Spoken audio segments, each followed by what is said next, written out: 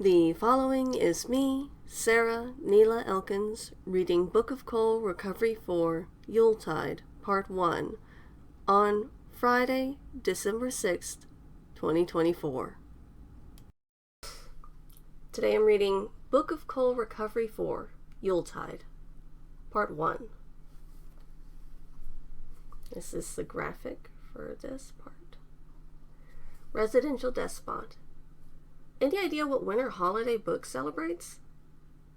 Locust 58, admin. No clue. Maybe if they did more interviews, we'd know. Thunderskull. He, him, daddy. I could ask book. Default load. She, her. What? At Thunderskull. Are you saying you know book?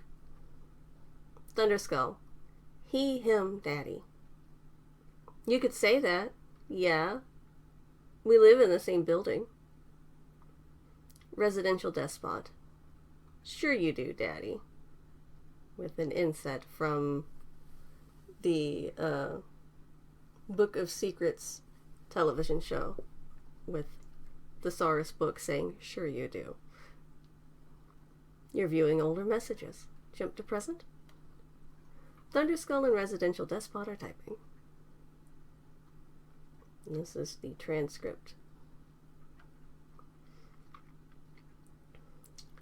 It's been a few weeks since I was shot. This isn't the first time I've thought that sentence, but it is the first time it was so close to Yuletide. The previous times I've been shot were in a laboratory setting in the spring. Why is being shot by my former client earlier this month on my mind while I'm staring at weighted blankets and jackets in Lakeline Mall? Because it's comforting to know that I'm back to being Class S? Is it because thinking about being shot gets my mind off the fact that people have been taking photos of me and filming me with their phones since I got off my bike in the parking lot? I wish they'd stop staring, I think to myself.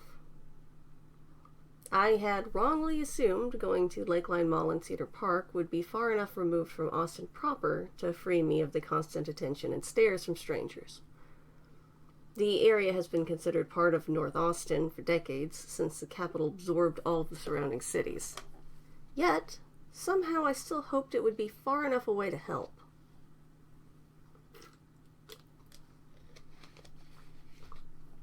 I am realizing now that the problem of my notoriety goes far beyond Austin itself. This would probably happen even if I'd flown halfway around the world to do my holiday shopping. Oh no. Things would be so much worse if I showed up in India to do my shopping. It'd cause an international incident, I'm sure, I chide myself. Picking presents for people has never been easy for me, which generally makes the holidays a little bit more stressful than they should be. That has combined with the general stress of the fight with Ezekiel, the last couple months recovering from power exhaustion, my mom's deteriorating health, and again, everyone's staring at me anytime I leave my apartment. So naturally, I've been staring at the same jacket for at least 10 minutes, which has done nothing to make people stare at me any less. If anything, they probably wonder if I died standing up. No one working at this department store has attempted to approach me while I've been meandering through the place, but like everyone else, they've snapped photos. It's taking everything I have not to go incognito. Being invisible would only make shopping more difficult. Aside from people potentially bumping into me, it would look super weird to see my shopping bag bobbing up and down by its lonesome. Gods, I hate being famous. Holy shit, that's book, someone whispers behind me. I tense up, then make a conscious effort to relax my body. Not enough to do anything weird like melt into a puddle on the floor, but enough to not look like the agitated 6-foot-plus guy that I am. Go talk to him, someone else whispers. They sound just as young as the first voice. Teenagers, probably. From the sound of it, they're hiding near clothing racks some distance away. Are you nuts? The first voice responds. Go do it, I dare you. I shut my eyes. Should I say something? Would that make literally everything worse? Would I be in the news again? This was just so much easier when people thought Book was an urban legend instead of accurately knowing they're me. Do it, do it, do it, a few other voices have chimed in, chanting. I'm fully shifted right now, albeit in a modified version of my masculine basic form. My eyes are blue, my hair is black, shaved short on the back and sides, with the longer portion up top tied into a small ponytail, while my skin is slightly warmer in tone than normal. Dr. Hailu insisted I stay shifted for a month or two to be sure I was out of my cool-down period. I could have picked a different form after I made the news using this one earlier this month. Again, was shot. The guy who hired me to prove his wife was cheating on him was a walking red flag. She wasn't cheating. He shot me. I shift a pinhole camera in the back of my head just below my ponytail to get a look behind me. There's a group of about 5 teens doing a bad job hiding behind a rack of plus-sized jeans. 4 of them are still chanting and nudging their friend, who is a full head shorter than the others. The one being picked on seems terrified, which could just be because I'm standing here. Again, my reputation isn't the best. I open my eyes, but keep the pinhole camera active. Come on, Lynn, do it, or are you a pussy? The tallest teen chides. You know the rules for hanging out with us. Do it. It's this, steal a bra, or hit a car in the parking lot. Lynn takes a shaky step forward. I got bullied when I was about their age. It sucks. No one ever tried to force me to break into a car. I could have easily gotten into one, even back then before I had powers. I helped my dad several times when he locked the keys in his truck. There's no good path right now other than being myself. I turn around just as Lynn is a few steps behind me. They freeze in the walkway while their companions cower and snicker behind the pants. Excuse me, I begin. Do you know if they have any shift-ready stuff in this place? I ask. Lynn makes a hiccuping squeak noise. Their friends have also stopped laughing.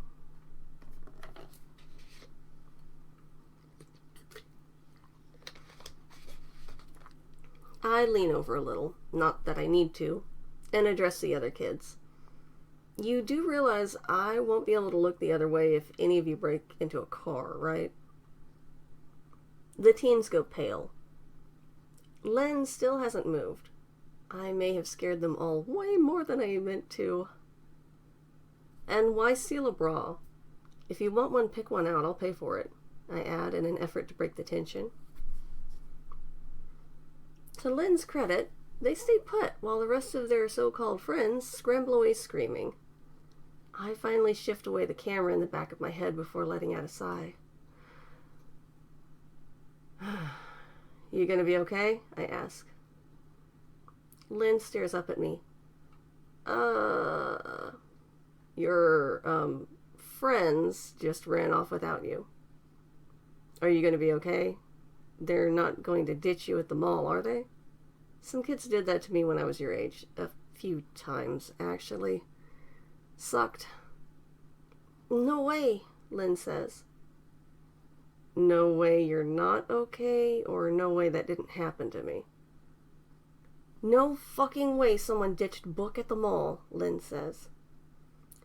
I'm just happy words are happening from the kid. I wasn't always Book, you know, I explain. Right, Lynn says. I was 4. I raise an eyebrow. 14 would be pretty young to break into a car or steal a bra.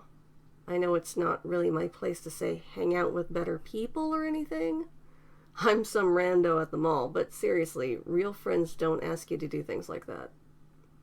I could tell you didn't want to bother me, and they forced you to try. Yeah, Lynn hangs their head. They still haven't moved from where they froze. I dig around in my jacket pocket, find my wallet, and pull it out. I have a few business cards I printed up as a test.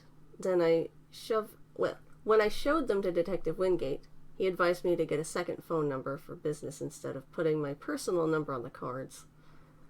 He also suggested I pick an actual name for my business besides Detective Paige Simmons Investigations. Something that uses book in it, even. Capitalize on your fame, damn it, was how Starling had worded it. Eugene had been much softer. Here, I say, before handing Len one of my test cards. If they ditch you and you can't call a parent for a ride or something, give me a call. Shit, this is probably super creepy. Len takes the card and looks it over. This doesn't say book on it. I wince. Yeah, it's just a test card.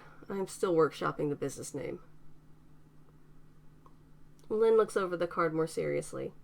The fear they had of me seems to be abating, which is nice. You should put book on it somewhere so people know who you are, I say.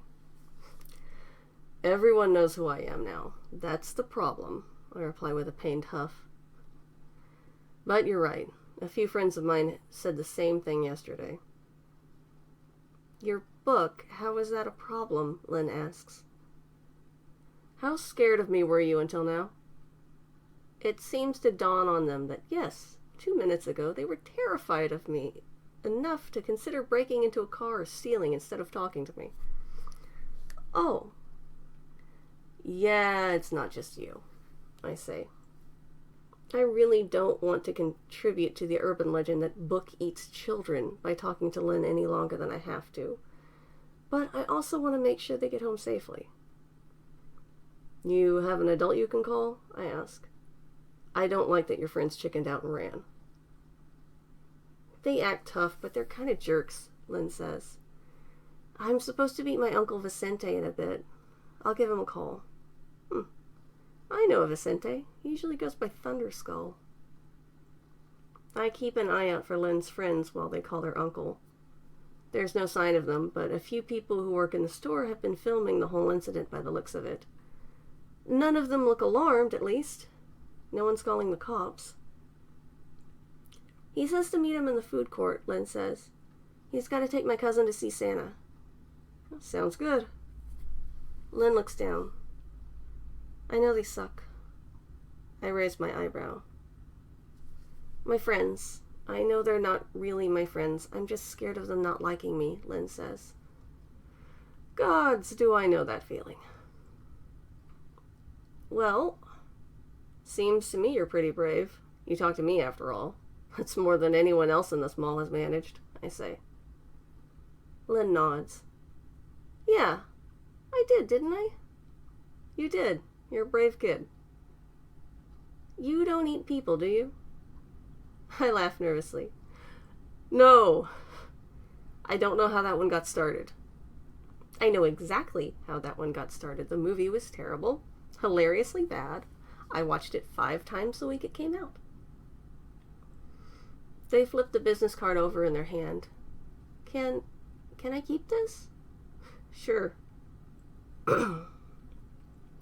Shopping gets a little easier after my encounter with Len. If a 14-year-old can be brave enough to talk to me rather than run away with a bunch of jerks who ditched them, then I sure as hell can do my holiday shopping while countless people stare at me like I'm a zoo animal. I've got this. Can I say it's been an honor to have you shopping with us, Book? The cashier of the Bivium book says. If they weren't hunched over, they might be close to my height.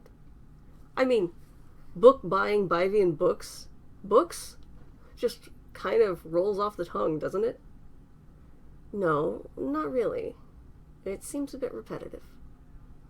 Well, I'm so sorry. You probably had everyone talking your ear off today, the cashier says quickly. They tidy their beard for the 11th time and then switch to straightening their short brown hair. Not really, I reply. Most people have been scared, I think.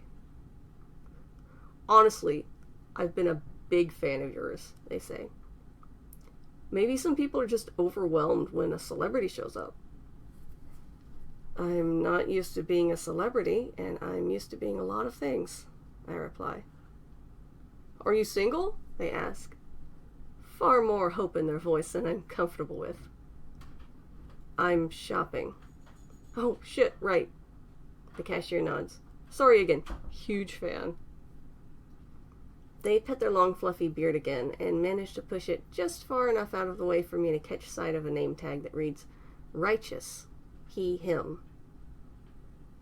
May I have the books I just bought, Righteous? They're gifts. Oh, yes, right away. Sorry again, he says as a blush spreads across his pale cheeks. I hear him whisper, She said my name. I hope Righteous doesn't take it personally that I get out of Bivian books fast enough to leave a contrail. The store had a nice selection. I do plan to come back to it at some point in my life. Not anytime soon, but someday. Sure, it was brave of him to ask if I was single, but I am not interested in anyone right now. Interesting choice to refer to me as she when I'm assigned male and have been working on growing a goatee, but I am flexible. At least he didn't seem to be doing it maliciously. No, that guy was way too into me, I think with a shudder. Recovery for Yuletide, Part 1.2. Normally, I buy holiday gifts for friends and family online, but I've been so busy the last few months that I got behind. I wish one of my powers included time travel. That would be very handy right now, for more reasons than I can count on one hand, unless I shift extra fingers. Most of those reasons are my shopping list. I've only managed to get gifts for half of the people I need to when I stumble across the local Switch Stitch. It's across from where Santa's gingerbread village is set up. A long, winding line of haggard adults minding screaming children snakes around. There are a few people dressed as elves working the line, doing their best to cheer up the overly tired youths. At least 2 of Santa's helpers are Coles by the looks of their pointed ears as compared to their co-workers. Shifted ears just look so much more natural than prosthetics, unless you intentionally shift them to look prosthetic. Some folks do that. Shit, I do not want to upstage Santa. Sure, I could probably get free stuff from Anywhere, the brand I beta test for. Hell, I'm a stockholder for the company and I guess technically a founding partner or something? Honestly, I lost track. But it feels weird to give things to friends that I didn't pay for. Capitalism brain rot or something. Hitting the mall shift switch was supposed to knock out several people from my shopping list. Switch stitch. I have to fix that. Hitting the mall switch stitch was supposed to knock out several people from my shopping list. I turned my back to the crowd. Not that it'll help much. A couple people already spotted me and have gotten their phones out to film. Shit.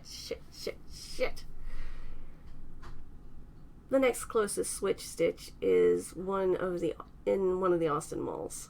Going there would probably be about like my trip here has been. Non-stop eyes on me.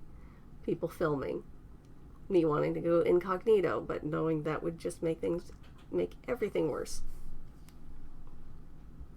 I do my best not to look conspicuous as fuck as I go the long way around Santa's village to Switch Stitch. The exit from the little candy cane cookie cottage dumps people about 10 feet from the Switch Stitch entrance. My stomach does festive barrel rolls. The store is surprisingly empty of customers. Normally, there's a bunch of disaffected teens hanging around any Switch Stitch, but Santa's village is right outside, which puts a damper on one's brooding. The mob that's been drawn by Santa seems a mighty deterrent for other shoppers as well. The children outside are loud enough to drown out the Viking metal playing over the shop's sound system, even as I duck inside. "Welcome to Switch Stitch," someone says as I enter. They're tall, decked out in a sort of gothic elf outfit with a corset and skirt. The ceiling is high enough that they could reach giant proportions, but the layout of the store and clothing racks would make it difficult to move around that way, especially if there were customers. I'm currently 6'3" and have to look up at them. Recognition dawns on their face. Holy shit, you're really at the mall? Yes? I stammer. They shift to basic, shrinking enough that they're half a foot shorter than me. Their clothing changes with them, but maintains a look that echoes Santa's helpers outside, except black and with dark leather belts and metal spikes. Their ears have rounded out, but their light tan skin, wavy brown hair, and brown eyes haven't changed. I hold up my hands. You don't have to do that, I say. They shake their head. Nope, I gotta do it. It's an honor to meet you. I'm Beza, she and her. Paige, he, she, they, I reply. And really, you don't have to go basic for me. I'm just here to do some holiday shopping. Treat me like any other customer, please. No one else has today. She pinches her mouth shut like she's holding in a scream. And then Beza says, okay, with a nod. Thank you. Beza shifts to look like an elf again, her ears long and pointed, but doesn't get any taller. I think she's biting the inside of her cheek as she backs away. Just let me know if you need any help, she says after a few feet separate us. Thanks, I reply with a nervous wince. That went well. This isn't the first switch stitch I've been to. Loud Viking-esque music blares out of the speakers hidden in fake oak timbers overhead. Everything is dark faux wood, fake metal I-beams painted black, and dark red bricks on the walls behind clothing displays. Neon backlights add color to a few displays on the wall. Like all Switch Stitch stores, each brand has its own area. The front window is full of transformation stuff. A couple mannequins spin slowly while more clothing hangs on racks sealed away in a little glass room. The company markets to coals who are preoccupied with rather antiquated, toxic notions of masculinity. The brand costs more than most, and as a result, all but a few t-shirts are locked behind glass doors set in the wall. I'm not even sure if the t-shirts outside of the cases are shift ready. I've messed around with a few pieces from Transformation to see how it compares to Anywhere, and gods can I shred it, even their high-end stuff, like rice paper if I really get going. Anywhere, meanwhile, hasn't paid to have a prime spot in any retailer space. It's a brand that has a broader selection of products than others, in part because it was the first company to offer shift-ready clothing. When my friend Tali Ayoub figured out how to make the first shift-ready cloth, she didn't keep the information a secret in the hopes that it would spur more companies around the world making the stuff. That approach has had some success, but there's no way to stop some brands from making subpar clothing with outrageous prices, like Transformation, for example. Tally and I both agreed it was best to make sure there was at least one line of Anywhere that even someone on universal basic income could afford. Instead of gold or silver threads, that line is constructed with stainless steel with a nanospun cotton or wool casing.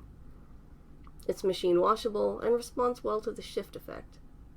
I've even made some stuff from the cheap line look like more expensive clothing. I can't get carried away or it'll become confetti, but that's not a problem most coals have. I am not buying the cheapest Anywhere pieces, but also not the most expensive. It might weird out my new friends at Little Asgard Heights if I gave them Yule presents with real silver or gold in them. Those are the only Anywhere products locked behind glass. Welcome to Switch Stitch, Beza says as a little electronic bell rings due to someone entering the store. Can I help you? I'm just looking, a familiar voice says. She's an elf.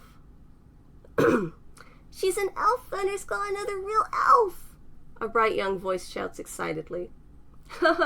Yeah, Alma, she is, Thunderskull replies.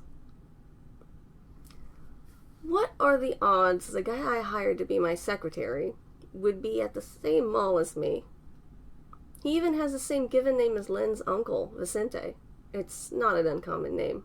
Someone else can do the math. I put the shift-ready t-shirt and jeans I was about to buy Thunderskull back on the rack. They can wait. I really should not ignore the fact that my only employee has entered the same store as me, right? Oh, wow. That one would stretch with you when you get big, like big and stuff? Another more recently familiar voice asks. What the fuck? The window display for transformation is at the other end of the aisle I'm on. All I have to do is turn my head to the left to see Thunderskull in his basic form, his right arm still in a cast. He's mentioned his little sister Alma before. She's holding onto the bottom of his jacket and wearing a little Christmas-colored dress, red and green, with a fuzzy white collar. Thunderskull is pointing out one of the transformation hoodies to Len. The thing costs $200. I've shredded one like it before and didn't even do half of what I know Thunderskull can. Len's uncle is the same Vicente I know. I don't recommend that one, I say with a cough. Thunderskull's head snaps up, his eyes brighten enough that fire lights from them as a grin spreads across his face. Book! For the first time all day, I'm not greeted with fear or overly weird enthusiasm. Thunderskull is a friend, and again, my employee. I'm used to his brand of enthusiasm. Hey, Thunderskull, I say with a smile. He squats down quickly. Alma, this is my boss. Remember I told you Book hired me, right? Alma's eyes light up, though not as literally as her older brothers did. She races to me and hugs my knees. Oof, I say overdramatically, then look down at her. Hey there, Alma. Nice to meet you. She giggles. Book! I knew my brother wasn't lying. Why would anyone think he was lying? Thunderskull follows after his sister, who still hasn't released my knees. I make sure I'm not using my powers to strengthen my body, so it's like she's clinging onto a pair of regular legs instead of a pair of trees or cinder blocks or something. What are you doing here? Thunderskull asks. I lift up my shopping bags. Holiday shopping.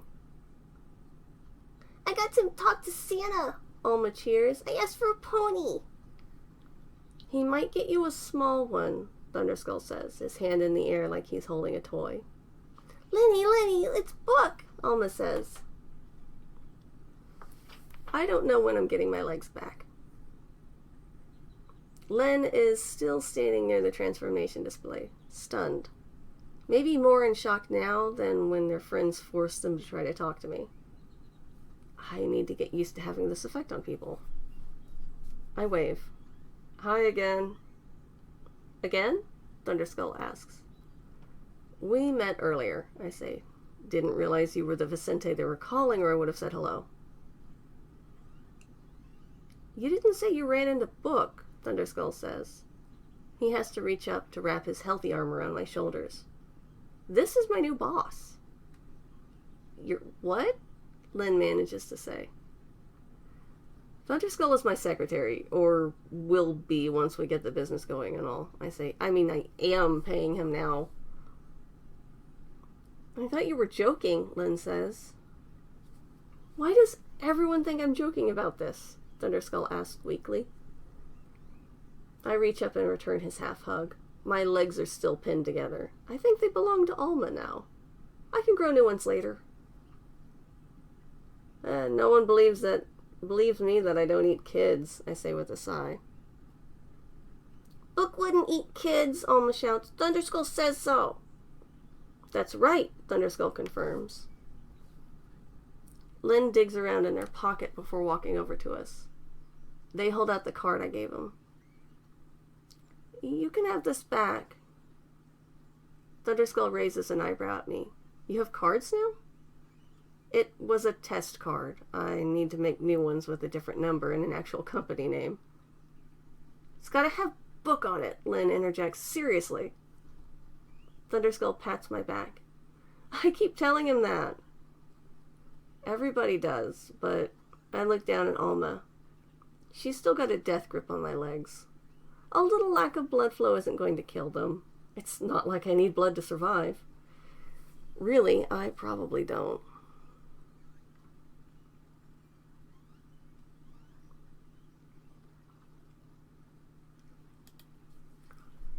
Recovery 4, Yuletide, Part 1.3. Alma, let go of Book's legs, Thunderskull finally says. No, he's gonna get me a pony. I am? The little girl stares up at me with the biggest eyes. I look over at Thunderskull, who quickly changes the subject from ponies. You said not to get that hoodie. You're way more familiar with the using shift-ready stuff than me. Why shouldn't I get that one? Because I was going to get you a better one? You'd shred it, I say instead, which is also true. It's a high-end hoodie. It's expensive, not really high-end quality, I explain.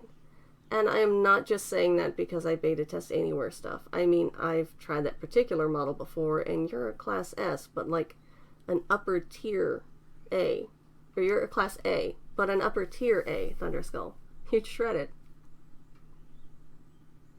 You think I should start with a cheaper set? Wait, you beta test for Anywhere? Oh, shoot, of course. Your book. You know Dr. Ayub. How could I have missed that? Thunderskull babbles. It's not just that. That hoodie can keep up with size changes, but if you're going to shift it into anything else, it just can't handle it. The thing unspools after a minute. It's not like I'd be turning it into something else, Thunderskull says. Wait, what did you turn one into? A dress? Alma's eyes light up again. Like a princess? Exactly like a princess, I reply with a nod. Was it pink? It was blue. And it shredded? Thunderskull asks. You made a hoodie a whole dress? You're wearing a hoodie now. What was it before? A hoodie, I say. This is that one over there, I reply while twisting just enough to point behind me to the $80 Anywhere hoodie on the upper portion of the wall. It's not behind glass, but is from the upper range of the line that doesn't use silver. It also looks exactly like the one I'm wearing because I haven't altered it. You can make that one a dress? It's only $80, Thunderskull says skeptically. I glance down at Alma. I don't want to hit you with the skirt, Alma. Can you let go of my legs so I can show you a pretty dress? The little girl squeals. Princess Book! She releases me and dances away. Thunderskull follows her to give me space. I double-check how much room I have in the aisle. My wallet and phone are out of the way in my pants pockets. I don't have to move anything on my person before I, slowly, shift the hoodie closer to my body, down and out. It is truthfully pushing the limit of what the garment can withstand, but it transforms into a powder blue princess dress with translucent puff sleeves. The bodice covers my pecs nicely, but I keep the gray t-shirt I was wearing basic. It's scrunched up and doesn't look great, but I didn't want Thunderskull to assume half the dress was made from the shirt. Make it pink, Alma demands. I oblige, shifting the color to a soft pink. Thunderskull just stares. Lynn takes a photo. After a minute, I hear another photo being taken on a different phone. Beza freezes, just like I just caught her stealing. I smile and pose, lifting my shopping bag into the air like a designer purse before bowing in her direction. This is the bonus art drawn by Kai Starlight. A princess book! And I love how cute they made Alma, and Thunderskull's like blushing. I love it. It's so wonderful.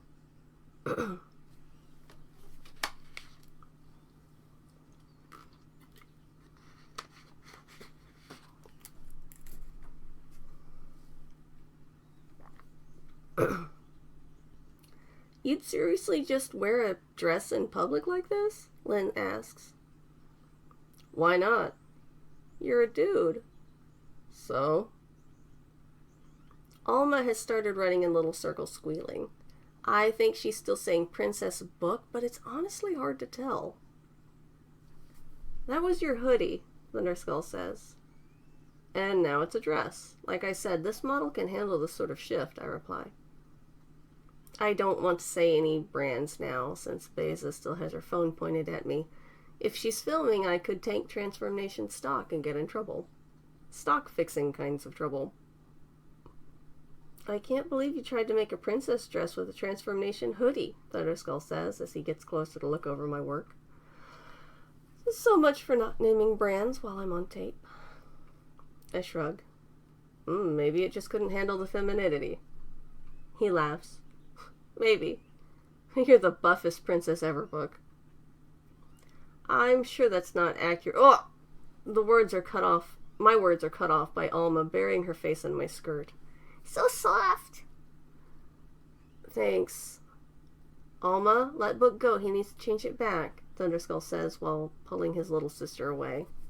She reluctantly goes with him.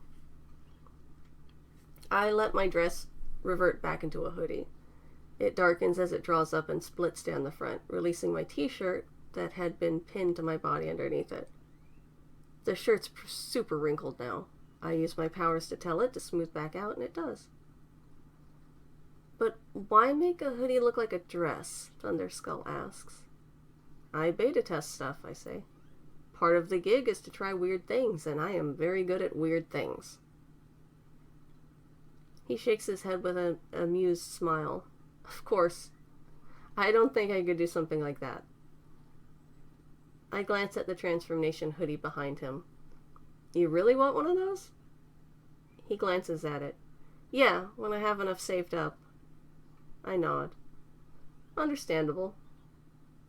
An alarm buzzes on Thunderskull's phone. He makes a face. We've got to get going. But Book's here, Alma protests. I know, but you'll see him again. Absolutely, I say. Alma grins. Book's coming for Christmas? Thunderskull looks up at me, hopeful. Can you? When are you doing Christmas? On December 25th, he replies as if I've asked him the dimmest question in the world. Right, I'm actually going to be busy with my family's get-together. My sister, her boyfriend, my mom. We're doing a combination Christmas, Hanukkah, Yule dinner and gifts, I say. It was last minute anyway, Thunderskull says. He's as disappointed as Alma. He's trying to hide it, but I can tell. Alma crosses her arms and pouts. She's either a great actress or about to start bawling. I can't believe I'm about to say this. When's her birthday? You mentioned it's in March before. I could come to that, or yours, or some other time, or... If Alma could fly, she would be doing it right now. My birthday? Princess Book at my birthday party? Yeah, I say. She'll probably forget that, Lynn says, hopefully. Alma is dancing and chanting. Princess Book! Princess Book! No, she won't, Thunderskull and I both say at the same time. And I think you upstaged Santa, Thunderskull adds. Which is the one thing I vowed not to do today, I hiss with a laugh. But I'm serious. Let me know when and where, and I'll be there. Unless you're fighting a monster, Lynn says. Well, yeah. Monster fighting tends to throw a wrench in one's plans, I agree. A second alarm goes off on his phone. We've really got to go, he says. It was good seeing you, Thunderskull, I say. You too, Book. Happy holidays, he replies cheerfully. Pretty sure he has to use his powers to get Alma to move. He picks her up with his good arm like she's weightless. She giggles. At least she doesn't mind her older brother scooping her up. Once they all leave the store, it's just me and Beza. I still haven't bought anything, but plan to quickly change that. Sorry about that, Beza. Can I get your help to get a few things? I ask. She seems surprised. You need my help? I let out a sigh. I could get things myself, but that would require me to shift and unlock things that are locked for important reasons, which would also be breaking a bunch of rules and laws. Oh, Beza gasps.